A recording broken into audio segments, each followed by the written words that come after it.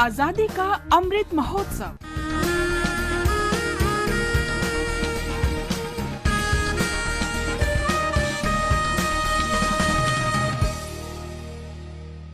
Azadi ka Safar with AIR News. Birth of a Nation. India's glorious freedom struggle is one of the greatest struggles the modern world has ever witnessed. AIR News brings you a glimpse of the struggle every day.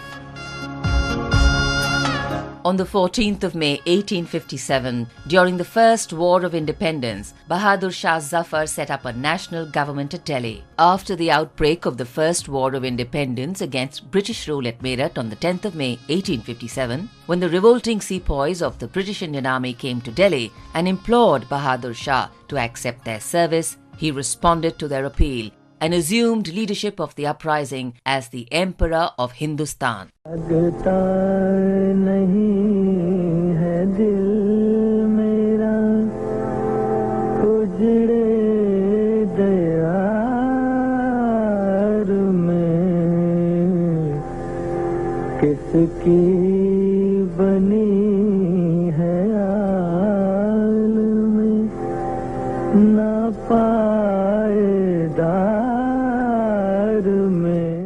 Along with his sons and other members of the royal family, Bahadur Shah went up to Chandni Chowk and addressed the patriotic forces as the supporters of the uprising regarded him as their legitimate sovereign. The uprising against British rule started in many parts of the country in the name of Bahadur Shah. Bahadur Shah set up a national government at Delhi on the 14th of May 1857, and all Hindu and Muslim officers, Raos and Rajas, were called to attend the court. He also desired cooperation from all, and thus sent circulars to the jagirdars and amirs calling upon them to join the war against the British. For the next 4 months, Delhi remained as the main centre of the First War of Independence.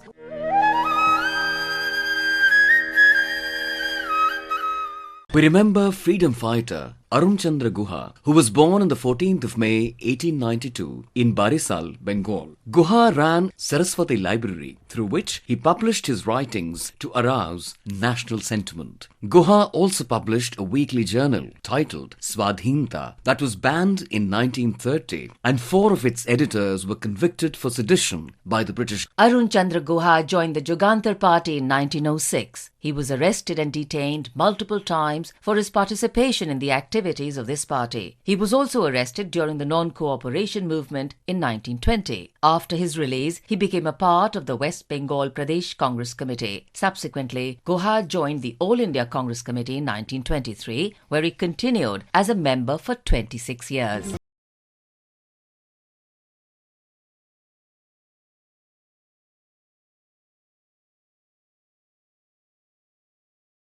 Arun Chandra Guha was elected to the Constituent Assembly of India from West Bengal. He participated actively in the Constituent Assembly debates. He also served as a Member of Parliament in the 1st, 2nd and 3rd Lok Sabha. Guha was an avid writer. Some of his notable works include Aurobindo and Jugantar, Srishtiyo Sabhyata and Desh Parichaya. AIR News pays tribute to the great nationalist.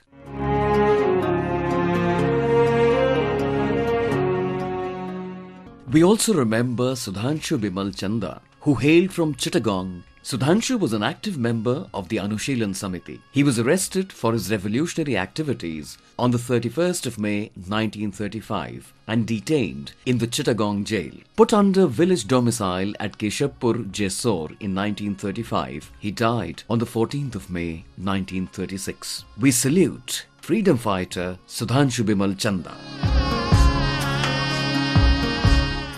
The 14th of May is also the death anniversary of nationalist Allah Bakhsh Umar Sumro. Born in 1903 in Sindh, now in Pakistan, Allah Bakhsh was a zamindar and a government contractor. After the creation of the Sindh province, he formed the Ittihad Party. In the first Legislative Assembly elections of 1937, the Ittihad Party, with the help of the Congress, formed the new ministry with Allah Bakhsh as chief minister. The government led by Allah Bakhsh continued to function from 1938 to 1942. Being a true nationalist, Allah Bakhsh refused to join the separatist politics of the Muslim League. In 1940, when the All India Azad Conference was convened in Delhi, Allah Bakhsh was chosen to preside over the session. When the Quit India movement was launched, he rented a big bungalow at Karachi to help satyagrahis and also visited the Karachi jail to help them. In September 1942, when the Quit India movement was at its peak, he resigned from the Defence Council and relinquished the titles given by the British in protest. Unfortunately, the brave nationalist Allah Bakhsh Sumro was assassinated on the 14th of May 1943 by one of the Muslim League extremists while he was travelling to his hometown of Shikarpur. AIR News pays tribute to the brave son of the soil. That brings us to the end of this episode of Azadi Ka Safar with AIR News. See you in the next episode tomorrow.